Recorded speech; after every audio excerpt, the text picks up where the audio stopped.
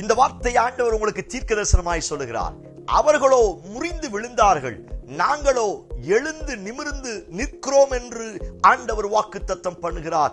இன்றைக்கும் என்னுடைய வாழ்க்கைக்கு விரோதமாய் என்னையும் என் குடும்பத்தையும் என் கையின் பிரயாசத்தையும் என் தரிசனத்தையும் கீழே விழச் செய்யும்படியாய் அநேக மனுஷீக வல்லமைகளும் சில விக்கிரகத்தின் வல்லமைகளும் நித்தம் போராடி கொண்டிருக்கிறது. அநேக நேரத்தில் என்னுடைய அவிசுவாசத்தினால் பயத்தினால் நானும் கீழே விழுந்து போவதுண்டு.